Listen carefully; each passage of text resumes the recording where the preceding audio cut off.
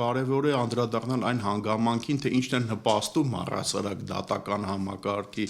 ծանրաբեռնվածությանը, որովհետև կարծեմ մենք խոսում ենք հետևանքի հաղթահարման մասին, չխոսելով այն պատճառների մասին, թե ինչի են այդ գործերը հայտնվում դատարաններում։ Օրինակ, եթե մենք վերցնենք վարչական արդարադատությունը, ես կարծում եմ, որ եթե օրինակ մեր պետական եւ տեղական ինքնակառավարման մարմինների վարչարարությունը ավելի պատշաճ լիներ, ավելի իրենք հետևեին օրենքներին, վարչարարությունը իրականացնեին ըստ օրենքի, ըստ ընթացակարգի, ապահովեին մարդու լսված լինելու իրավունքը եւ այլն, ապա այդքան գործեր մենք չէինք ունենա վարչական դատարանում եւ մարդիկ ստիպված չէին լինի համատարած բողոքարկել ամենատարբեր պետական դիմերի որոշումները կամ գործողությունները կամ անգործությունը։ Ինչ վերաբերվում է օրինակ ասենք քրեական արդարադատությանը, ապա իսկապես դատարանները շատ ծանրաբեռնված են տարատեսակ քրեական գործերով եւ ինչը բերում է նաեւ ժամկետների, նաեւ այսպես երկարատևության, բայց այստեղ իմ կարծիքով խնդիրը նրանում է, որ հանցագործությունների կանխարգելման մեխանիզմը պատշաճ եղանակով չի իրականացվում։ Օրինակ ասենք, մենք ունենք սրընթաց տեմպերով աճող թմրանյութերի հետ կապված կամ այդ բիզնեսի հետ կապված, գնալով գործերի թիվը հավանաբար աճում է, բայց արդյոք մեր համապատասխան մարմինները ձեռնարկում են ինչ-որ կանխարգելիչ միջոցառումներ այդ երևույթի կամ համանման այլ երևույթների դեմ պայքարելու համար։ Այստեղ կարծում եմ մենք ունենք ինստիտուցիոնալ որոշակի բացեր, որոնք նպաստում են արդեն դատարաններում գործերի ավելացմանը, կամ ասենք քաղաքացիական գործերը, էլի հիմնական մասը այդ գործերի կախված են, ասենք, իրար չհարգելու, օրինակի համար, ապօրինի աշխատողին ազատում են աշխատանքից, նա գնում է դիմում է դատարան, չգիտեմ, հարևանի հանդեպ հարգանք չի ցուցաբերում, վնաս է պատճառում իրան, մեկը մեկից գումար է պարտք վերցնում, հարկ չի համարում վերադարձնել, խնդրեմ, եւ արդեն եւս մեկ քաղաքացիական գործ։ Այսինքն, եթե մենք փորձենք նաեւ այս տարբեր տիրույթներում տարբեր գուցե կրթական, բացատրական, կանխարգելիչ, ինչ որ իրավական մշակույթի բարձրացմանը միտված միջոցառումներ իրականացնենք պետությունում, նաեւ զարգացնենք այլընտրանքային, այսպես մեխանիզմներ վեճերի կարգավորման, ապա հաստատ դա կբերի նաեւ առհասարակ դատարանների բեռնաթափման, թե վարչական, թե քրեական, թե քաղաքացիական գործերով։ Ինչ վերաբերում է կոնկրետ արդեն դատարաններում, որքանով ողջամիտ ժամկետում են գործերը քննվում, այստեղ մենք ունենք իհարկե լուրջ խնդիրներ, որոնք թե օբյեկտիվ եւ սուբյեկտիվ բնույթ են կրում,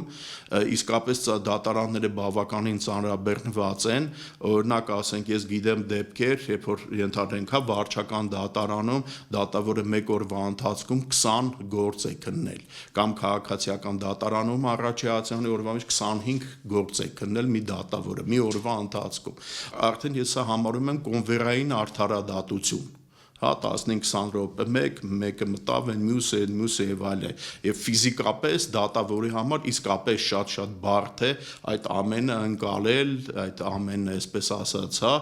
լսել կողմերին, իր դիրքորոշումը ձևավորել, ապացույցները լիարժեք հետազոտել եւ այդ ամենը նաեւ հետո պահանջում է մենակ դատական նիստով չի,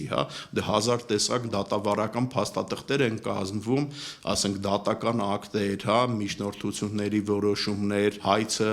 կամ բողոքը վարույթ ընդունել, չընդունել, վերադարձնել եւ այլն, որը իսկապես նույնպես շատ ժամանակ է դրա վրա գնում եւ այդ ամենը բերում է իհարկե process-ների դանդաղացման եւ այստեղ իհարկե պետությունը հասկանում եմ կարող է փորձել ինչ-որ ժամկետներ սահմանելով այդ խնդիրը ինչ որ ձևով կարգավորել, բայց այդտեղ ուղղակի մտավախությունը նա է, որ դա էլ ավելի չբերի ինչ որ կոնվերային արդարադատության զարգացմանը, որ ուղղակի ժամանակի մեջ տեղավորվելու համար մենք որակը կորցնենք առհասարակ մեր արդարադատության։ Այս ռիսկն էլ ինքը կարող է լինել եւ կարծում եմ սա էլ պետք է դիտարկել, առհասարակ խոսքը գնում է ոչ միայն քրեական, բոլոր տեսակի գործերի քննության մասին։ Հետո կան նաեւ այլ օղակներ, որոնցից է կախված նաև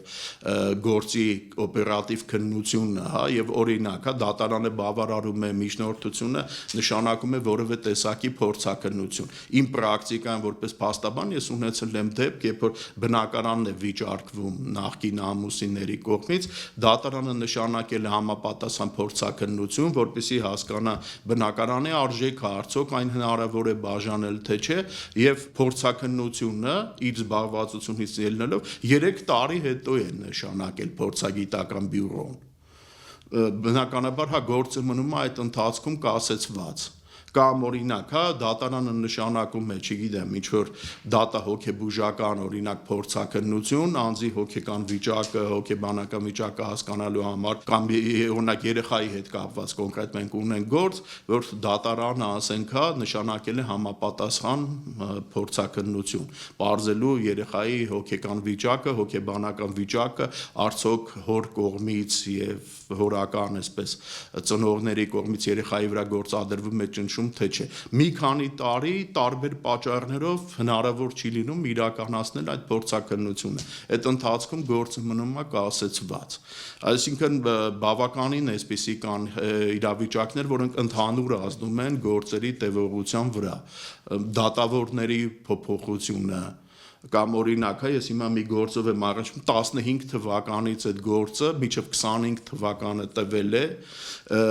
վճիռ է կացել 10 տարի անց, 5 դատավոր է կարծեմ փոխվել այս ընթացքում։ Վճիռ առաջացանի քաղաքացիական դատարանը ուրեմն հա կայացրել է, գործը բողոքարկվել ընդ որում մեր կողմից վերաքննիչ քաղաքացիական դատարան, դատարանը բեկանել է առաջացանի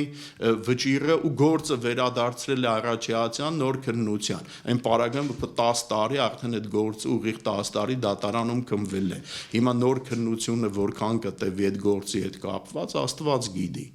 Ու պատկերացրեք այդ ընթացքում մարդկանց, ասենք, լարվածությունը, հոգեկան վիճակը, ապրումները, որովհետև այնտեղ բնակարանի վաճառքի գործարքն է վիճարկում եւ մարդը գնել է այդ բնակարան ապրում է արդեն 10 տարի, բայց ինքը վստահ չէ, որ հանկարծակի կարող է ինչ որ ժամանակ հետո դատարան օրինակ չհամարի այդ գործարքը անվավեր, օրինակ։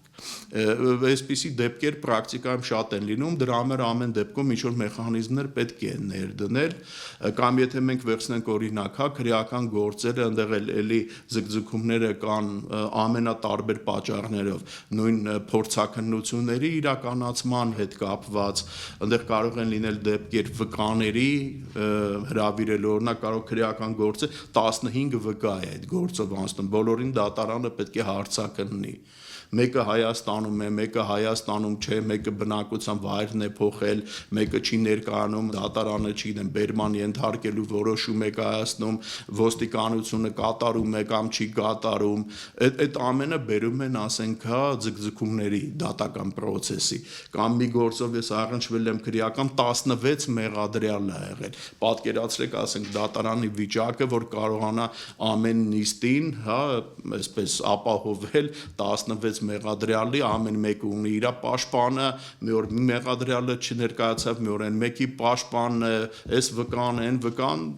բնականաբար քանի տարի կարող է տևել եւ տևում է նման կարգի գործերի քննությունը։ Այսինքն սա համակարգային երևույթ է եւ կարելի է ուղղակի ինչ որ ժամկետով փորձել դա սահմանափակել, ուղղակի իմ կարծիքով կարող է դա ունենալ նաեւ բացասական էֆեկտ, որ ի հաշիվ որակի արդեն դատարանը կփորձեն ուղղակի արագ գործեր քննել, ինչ որ որակի դատական ակտ կայացնել, որ վաղը մյուսօր չենթարկվեն ժամկետը խախտելու համար կարգապահական պատասխանատվության։ Եվ եւս մի կարևոր հանգամանք, որը էլի օրինակ, հա, եթե վերցնենք թեկուզ քրեական արդարադատության շրջանակներում, էլի ժամանակ է տանում դատավորներից, օրինակ դատավորը ինքը չունի պրոբացիայի ծառայության կամ սահմանապատ ծառայության բազային մուտք եւ օրինակ հարց է բարձանում ճշտելու համար ընդհանուր վկա պետք է հարցակնվի ինչ որ տեղեկատվություն են փոխանցում դատավորին որ վկան Հայաստանի Հանրապետությունում չի գտնվում Եվ դատավորը պետք է ուրեմն ժամանակ ծախսի, հա դիմի հարցում կատարի սահմանապատ ծառայություն, որ սեկտով նայեն տվյալ անձը Հայաստանում է, թե Հայաստանում չէ, եթե Հայաստանում է, ապա ուրեմն հա բերման ենթարկելու որոշում կայացվի, որ ոստիկանությունն իրան հայտնաբերի ներկայացնի դատարան, եթե Հայաստանի Հանրապետությունում չէ, փորձել են մարդուն գտնել եւ ինչ որ հերավար եղանակով գուցե կազմակերպել, ասենք թե իր հարցաքննությունը, այդ ամենը մեծ կազմակերպչական ջանքեր է պահանջում, միջև այդ հարցում ուղարկվում է, գալիս է եւ այլն ժամանակ է։ Իսկ եթե օրինակ դատավորը ինքը մուտք ունենա եւ կարողանա ինքնուրույնաբար ճշտել միանգամից տվյալ անձը Հայաստանում է թե չէ, մի քանի շաբաթ հաստատ, եթե ոչ մի ամիս ժամանակ կարելի է խնայել, կամ ասենք եթե մոտ կունենա պրոբացիայի ծառայության բազա, ապա չի ծախսի ժամանակ, ինչ պրոբացիայի ծառայություն հարցում անել, ընդերից ստանալ պատասխան, այդ ամենը տևում են շաբաթներ եւ այլը, որը էլի բերում է ժամկետի ձգձգման։ Այսինքն կան համակարգային բնույթի տարբեր իրավիճակներ, որոնք իրանց հանրագումարում բերում են դատական պրոցեսների ձգձգման, թե քրեական, թե քաղաքացիական, թե վարչական գործերով։ Միանշանակ լարվածություն դատավորների շրջանում առաջացնելու է, որովհետև իրենք ամեն կերպ փորձելու են 1 տարվա ընթացքում գործը ավարտել, եւ դա կարող է ուղղակի բերել արտարադատության որակի նվազման այս առումով։ Այն օրինակը, որ ես բերեցի եւ երբ որ 16 մեղադրյալ է մի գործով անցնում, հա, այս հիմքով ենթադրում եմ դատավորը կարող է, այսպես ասած,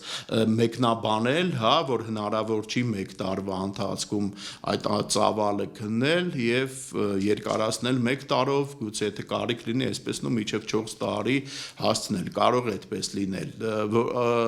Բալանսի գտնելու խնդիրն է, որովհետև առհասարակ այսպես թողնել, հա, բախտիքը մահաճույքին, դա էլ իր վտանգ ունի, որովհետև օրինակ, ասենք 1 գործով, որով ես ներգրաված եմ, 21 թվականից կարծեմ այդ գործը քննվում է, արդեն 4 տարի է, հա, այնտեղ ընթացքում էլ դատավոր է փոխվել, դեռ կարելի է ասել առաջիացյանի մակարդակում քրեական դատարանում, սենց ինչ որ կեսն է մոտավորապես, կեսին ենք հասել, որովհետև էլի 0-ից դատավորը սկսել է դիտարկել, այն ինչ որ արդեն անցել ենք այն ճանապարհը նախորդ դատավորի հետ, երբ կավարտվի առաջիացանում այդ գործի քննությունը, հասկանալի չէ, բայց արդեն 4 տարի անցել է։ Լինում են նաև այսպիսի դեպքեր եւ պետք է փորձենք նաև այս դեպքերի դեմ առնենք ինչ որ ժամկետներով։ Դրա համար կարծում եմ, որ այնուամենայնիվ պետք է հաշվի առնելով բոլոր այս ռիսկերը, հանգամանքները, անպայման հաշվի առնելով թե գործող դատավորների, թե գուցե նախկին դատավորների, թե փաստաբանների կարծիքները, որովհետև սա միայն տեսական քարշ չէ, սա նաև շատ պրակտիկ գործնական հարց է, փորձել գտնել այն լավագույն բալանսը, որը կապահովի գուցե եւ օպերատիվությունը գործերի քննության, բայց ոչ ի հաշիվ արդարադատության որակի, որը բնականաբար անընդունելի կլինի դրա ուրեմն զոհաբերումը ժամկետների։